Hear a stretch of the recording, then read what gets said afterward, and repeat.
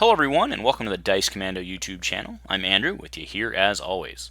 This is the Commando Cast, a video cast about all things Star Wars Destiny. This video and others like this one are possible thanks to viewers like you. Please show your support with a like and subscribe, and be sure to hit the bell notification icon so you don't miss any new videos. If you want to get involved with the channel, consider becoming a channel member.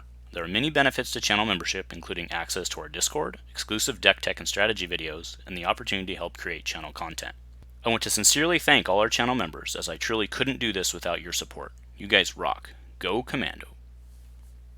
Hello Dice Commando community, Andrew with you here as always. Thanks very much for joining me for yet another Commando cast. So for those of us in the Star Wars Destiny community, albeit it's a dead game, it's been a busy and kind of stressful kind of months, right? We had the TCI drop, we had the Redemption drop, we had Phase 2 Smash came out just last week.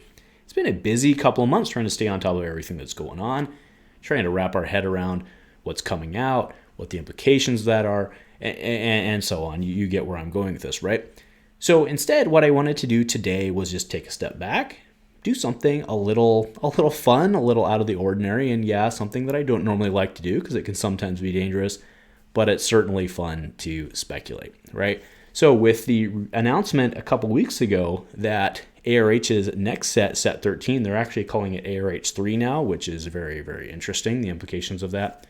It had Mando, which means we're looking at a Mandalorian set coming out soon. So what I wanted to do today was talk not only characters for that set, but the characters that I would like to see, and maybe you would like to see, coming in the future of Star Wars Destiny.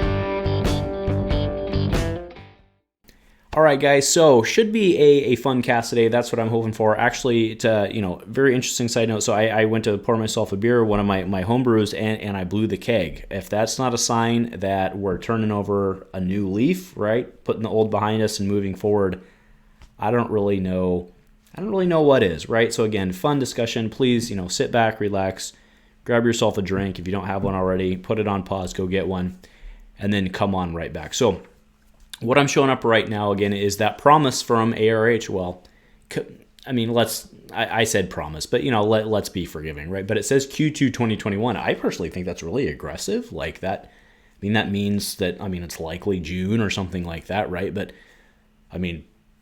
that's aggressive. We just got the set. I guess it came out, in January, so that's 5 months, I guess, fair enough.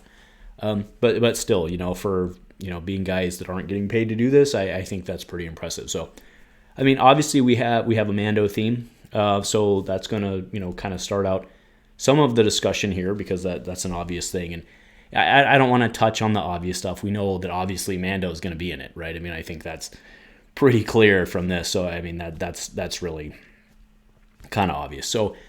Before I do get into this, the way I'm approaching this, actually I have kind of some slides, quote unquote, ready to go, foils, depending on what part of the world you're in.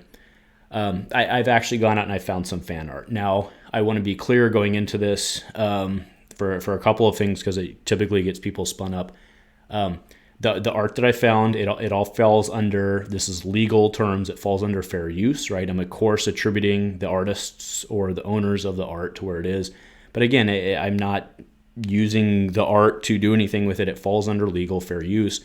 Go look it up. I'm completely fine showing this art as long as I attribute the people, which I'm doing, right? So I'm just using that to enhance the experience, provide a review on the art itself, because some of it is, the art that I've chosen is some of my favorite art out there that I found. So again, the artists deserve the credit, deserve the props there. Furthermore, it is on some of these characters, obviously, choose my words carefully here, right? But the point is, on some of the female characters, it's very difficult to find appropriate art, right? So the art that I've chosen is the non-risque version, right? There, of course, you can go out and find fan art. Like if you're trying to find make your own fan card, there's a lot more art out there for a lot of these characters. We have run a family-friendly program. Not only that, we live in the age of blowing people up on the internet. we're going to stick with the fan-friendly stuff, and also because we're going to go with art type styles that ARH would actually put on their cards for the same reasons that I just mentioned, right? So again, all the disclaimer stuff, wanted to definitely get that out of the way before we go into this. So, all right, now the characters that I would like, and there's a lot of them. This may take a bit. So, number one, the number one character that I would like to see, and yeah, we're not going in like some reverse order. We're starting at the top. The number one character that I would like to see in this next set, especially if it's Mandalorian themed, because I think it's right on it, is Bo-Katan. The art that I'm showing right now is by Mauricio Morali. My favorite piece of Bo-Katan art out there. There's another piece out there as well that's also very good, but this one takes the cake. Bo-Katan, we did have a version of her. Was she Way of the Force? Yes, I'm pretty sure she was Way of the Force. She was just too big to work with where she was. It was kind of a cool deck flying around for a while with R2-D2 from Spark of Hope. But I think it's time to see a really cool yellow-based leader Bo-Katan, right? She leads the Night Owls. I'm also probably biased on here because I actually went to high school with Katie Sackhoff, who plays Bo-Katan, and voice Bo-Katan plays her. That's your fun fact for the day. But I just really like this character, and I think that she would be a great addition that somebody might not necessarily directly be thinking of. So if you're working on the Set 13 design team, come on. Throw Andrew a bone. Let's get Bo-Katan in this set. She would be fantastic. Also, when I was doing the search, I found this piece of art. This is an awesome piece of art. And guess what? It's not a piece of art. It's actually from the show, which means that you could do your whole thing on it. If this doesn't belong in an event card right here, I mean, it does. It belongs in an event card. It does. All right, next is Ahsoka Tano. So, I think that she's probably a no-brainer. And this version, of course, because we're talking Mandalorian, we're talking old Ahsoka, right? We're talking the Rosario Dawson version of Ahsoka. This particular one I'm showing right now is Boss Logic. Did this one. This is very much Rosario Dawson themed. That's why I chose this one. But this one, what I'm showing right now, is actually my favorite piece of art of all time. I actually took this. I made Amy a playmat out of it. I'm sure you guys have seen it over the years. This is our favorite piece of art. This one's actually FFG, but it was done by Tony Foti, owned by FFG. This one is top notch. I'm not saying that anyone should go out and use this for their ARH card because it's obviously owned by FFG. That seems like a giant no-no. But I wanted to make sure to, again, give shout out to my favorite piece of art for old Ahsoka. I think it would be fantastic, actually, if we could reuse the dice from the Empire at War Ahsoka, which was 2 melee, discard, shield, and a resource, and a blank. That's a pretty good die. You could easily make a 14 or 15 point character out of that. I think that would be super, super fantastic. Next is Mr. Mace Windu himself. So what I'm showing right now, this is by Analaya Larmina, and it's the best fan art out there that I can find. This looks great. Just put an afro on him and tell him it's a tasty burger. I mean, the reason I would like to see Mace is 16-point Mace was so, like, the first Empire at War Mace was an embarrassment, even in the Empire at War, let alone now, right? And then 16-point Mace was so close, but he just wasn't quite there. And, like, this guy is one of the best characters in all of Star Wars, and he just never quite found a home. And I think that with what we've got going on, like, I think we can find a home for Mr. Mace Windu. No problem there. Next is Aayla Secura. This is probably the hardest one to find a family appropriate one on, but actually I was able to find this image by Nate Biersch on DeviantArt, and the reason I was actually able to find it is because we actually own a foil card that was printed using this art. It's fantastic art. It's very, again, it's fantastic. We can somehow get a hold of this or use that. There are plenty of Clone Wars stills of her, of course. I mean, TV images, of course, that we could use of her. But Aayla Secura, she was fantastic, right? I mean, she was originally Balance of Force +1, eventually came down. She definitely found a home back in the day from Legacies. Fantastic character. But she's a fan favorite character, right? They even built her into Legion. They just threw her in a tank just to, like, sell stuff. Yeah, I'd love to see an Ayla. I know there's a lot of other people out there that would love to see an Ayla as well, and a good Ayla, right? Like to see a good Ayla. So this one, what I want to do for some of these next cards is I'm actually going to go into what should have, or rather should have come out for Wild Horizons. And you're going to see that for a number of these next characters. But this guy here, the 3-die Big Yoda, again, I'm showing what is, of course, unrefined, play-tested images owned by FFG that never, of course, was print, right? So, disclaimers out the wazoo there. And, I don't know if this guy's the final end all of what would be great. Like, this guy might have been broken. I don't really know. But the point is, I like the idea. I love the idea of a 3-die Big Yoda, right? I mean, because we all knew Yoda, he's a lovable character that's been part of most of our entire lives. And when he came out in episode 2, when he came out with Dooku, dropped the cloak, and all of a sudden went all batshit crazy, everybody loved it, right? That's the Yoda we need to see, right? They tried to do that in, I think it was Spark of Hope, right? When Big Yoda came out. Yeah, it was. And it was good, but it wasn't quite there. We need a Big Yoda. Like, we totally need it. So, RH guys, in the future, I don't necessarily expect it in the Mando set. I get that, but let's let Big Yoda happen. The next card that I really liked out of the Wild Horizons set was the concept. I don't necessarily like this card itself, and obviously, you guys, I'm not expecting anybody to copy it. But I really liked the idea of the, General Han, right? Han as a red character later on when he kind of became responsible-ish, right? And this image I'm just showing here, this is actually owned by Lucasfilm. This is actually owned by FFG as well, I believe, because I think this is the art on their box. So again, don't use this one.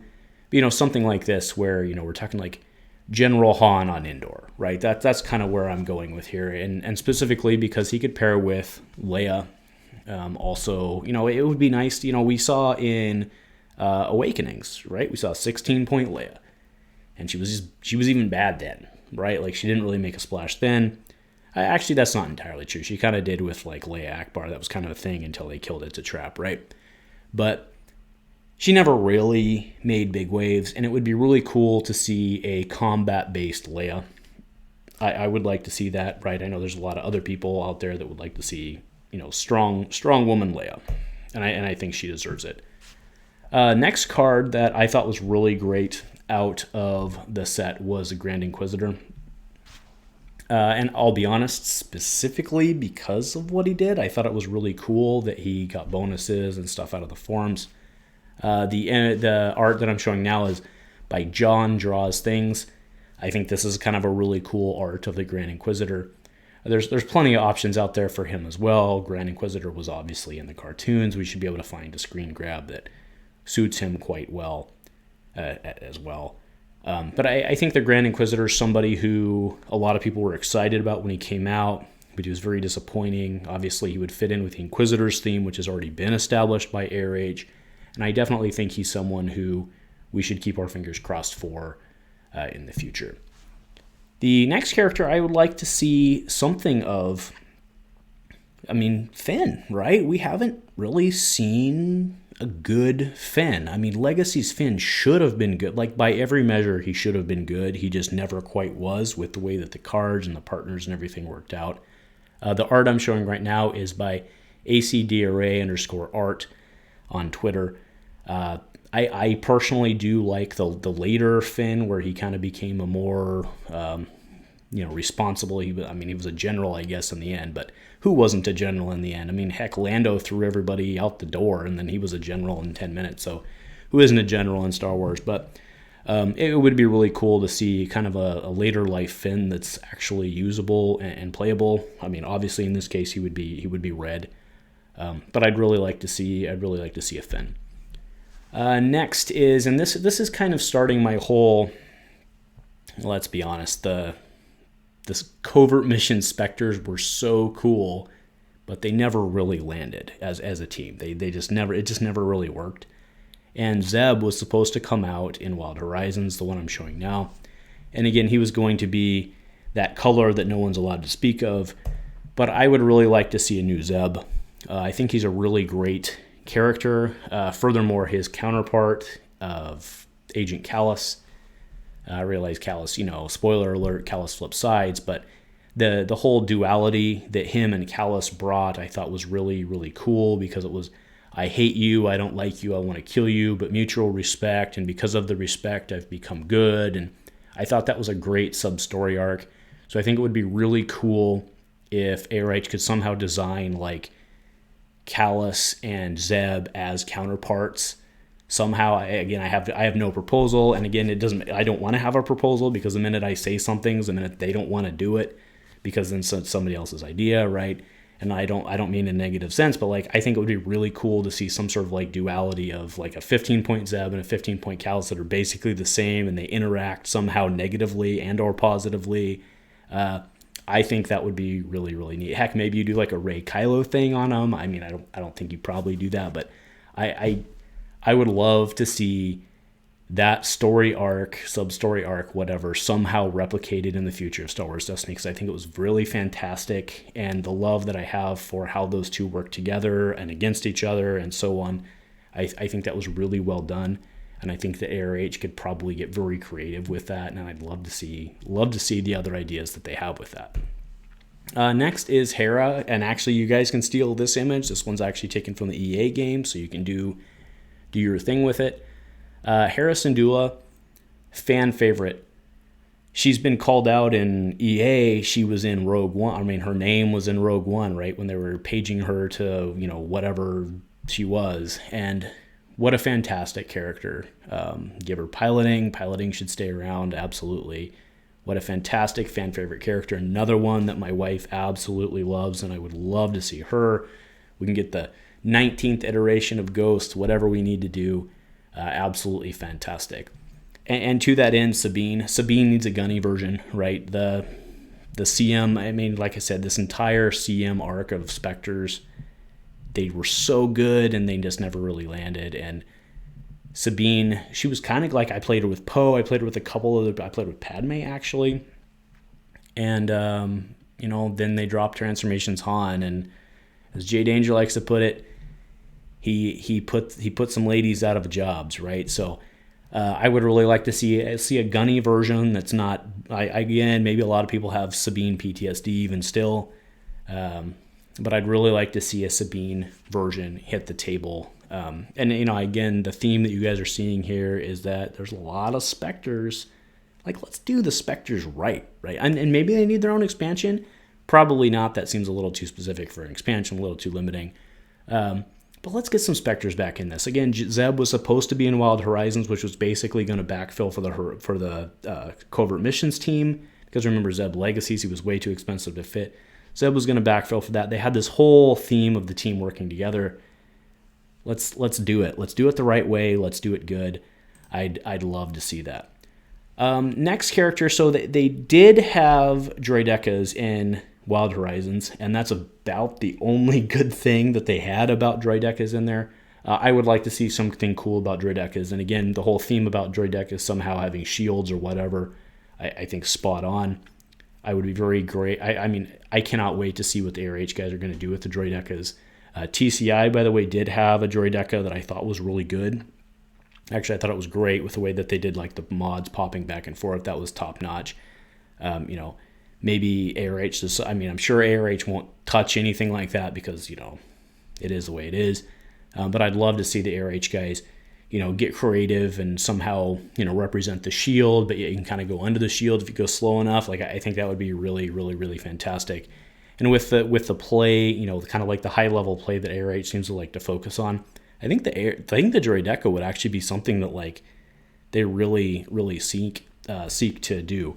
I do think that having the droidekas are supposed to be like expensive, strong droids. So like personally, having them at 811, like the Wild Horizons guys did, or FFG did in Wild Horizons, I think that's probably the wrong way to go. I think the droidekas probably should be like 1215, right? Do like a 1215 character that like, I don't know, has 9 health or something, but like creates a butt ton of shields or something to that end. So again, leave that to you. I think that would be really cool in terms of, kind of creativity. So last, I want to go to that first image I had of Bo-Katan. Bo-Katan, she's my number one. RH, I'm begging you, please let me see a sweet, sweet, sweet Bo-Katan coming in your Mando set. Anyway, so just like I said, just some fun tonight. Did not end up drinking as much of this as I thought. I guess I'll have to do it in the editing. But again, I just wanted to have, kind of a fun, low intellect for sure discussion this Friday. I want to thank everybody again for continuing to tune in. It's been a busy couple of months and we're all still here and we're all still playing Destiny. So thank you guys very much. Just a reminder to everyone, if you want to get involved with the tournaments that we have on the channel, you can always not only like and subscribe. Oh, I'm doing it wrong. Like and subscribe here, but you can also join right here. Come join us on the Discord. We're running tournaments every couple of weeks. Smash is definitely in full big run. So if you want to come be a part of that, don't hesitate to click and look into it. So again, thank you everyone very much. Hope you have a great week and go Commando.